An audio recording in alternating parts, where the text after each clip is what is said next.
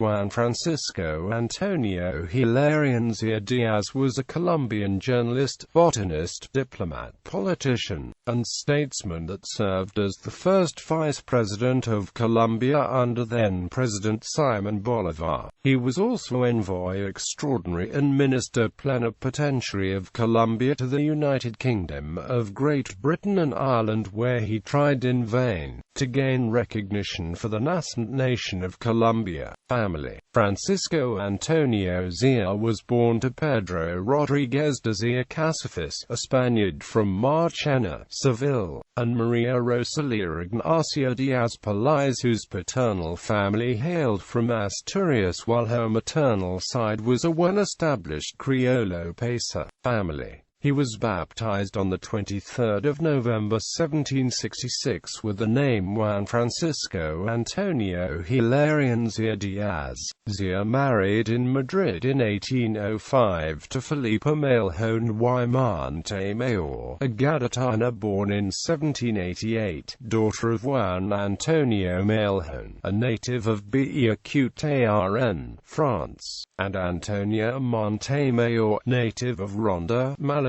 Out of this marriage was born only one daughter, Felipa Antonia Zea Mailhón, who would later become Viscountess of Rini after marrying Alexander Gauthier, Viscount of Rini, son of Henry, Count of Rini. His widow died in Madrid in 1833, and his daughter, then Widow of Rini, died on the 4th of September 1887 at the Château de Fougères. Early career. Zea began his education in Medellin. Afterwards he traveled to the Real Colegio y Seminario de Popayán, where his distant relative José Félix de Restrepo was a professor. In the seminary he became acquainted with other young neo-Granadines who would go on to become precursors and martyrs of the independence, such as Francisco José de Caldas, Camilo Torres Tenorio, Francisco Antonio Ulloa, and José María Cabal. He finished his studies in 1785, and although his father wanted him to continue his ecclesiastical studies,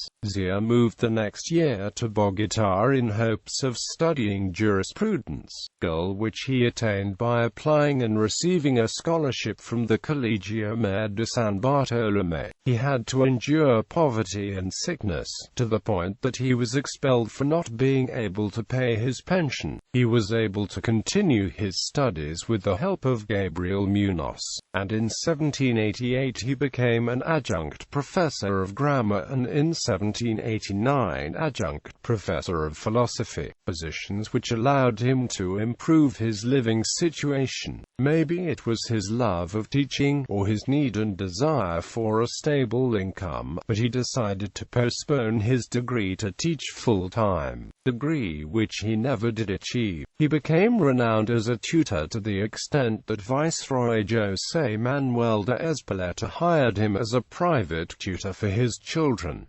Spanish exile. In 1794, with Antonio Nariño, he was implicated in the circulation of the droits de l'homme sent to Spain, and for 2 years kept prisoner in the fortress of Cadiz. Although absolved in 1799, he was sent to France on a scientific mission as the government desired to keep him away from New Granada. On his return, in 1803, he was still prohibited from returning to his country. He was elected member of several Spanish scientific societies, and was editor of the Mercurio de España and Semanario de Agricultura. Botanist. In the Real Colegio y Seminario de Popayán, he wrote his Vida Filo for the Papel Periódico, inviting young men to the study of nature, and in 1789, when José Celestino Mutis retired from the academy known as the Royal Botanical Expedition to New Granada, Zea was appointed his successor. In 1803, on his return to Spain from the scientific mission in France, he was appointed director of the Royal Botanical Garden of Madrid. Exile in France. In 1808, during the Peninsular War, Zea was one of the 85 deputies from Spain convened by order of Napoleon I of France at Bayonne, to select a new king of Spain. The new king selected was Joseph Bonaparte, Napoleon's elder brother, under whose authority Zea entered Spain and who shortly afterwards named him prefect at Malaga. Zea's insubordination to Spain, his allegiance to France and his love of French culture and French language which he spoke fluently made him one of the few neo-Granadine afrancesados of his time. Zea's time as prefect did not last long, however, as with the defeat of the French in 1814, Zea had to return to seek refuge in France. Founding of Colombia. President of Congress in 1819, Zea took part in what would be known as the Congress of Angostura, a legislative body gathered by Simón Bolívar in the city of Angostura in Venezuela, where delegates from the New Granada planned to charter the course for the new liberated nation of the Gran Colombia. When the Congress first convened on the 15th of February 1819, Zea, as delegate for Caracas, was elected President of the Congress of Venezuela and Diego de Valera Aranha its Deputy Secretary. This meant that while Congress deliberated on the future political composition of the nation and elected its leaders,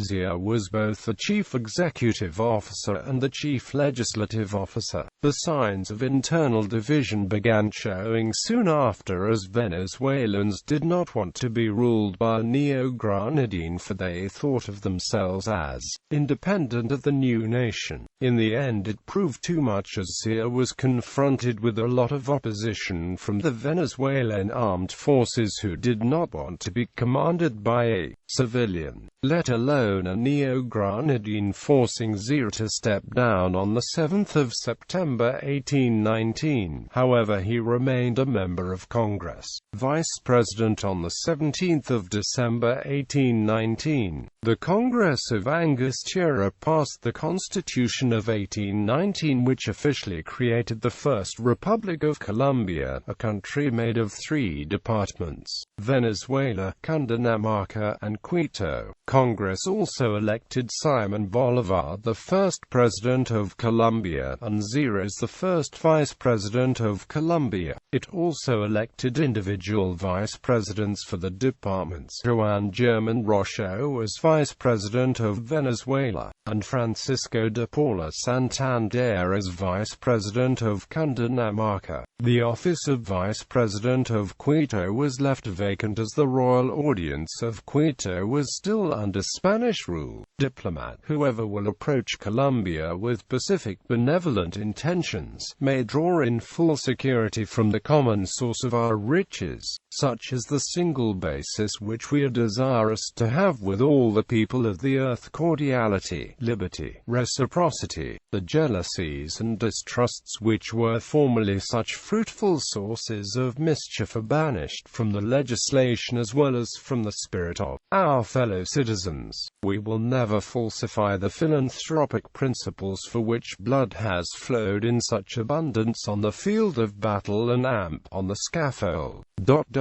Colombia derives her rights for no one. The author of her own strength, she relies upon her own means alone to maintain herself independent, powerful, free and invulnerable. Extract from Mr. Zea's note to the ambassadors of the different European powers at Paris, the 8th of April 1822. He returned to England in June 1822 with the objective of acquiring a loan of £5 million.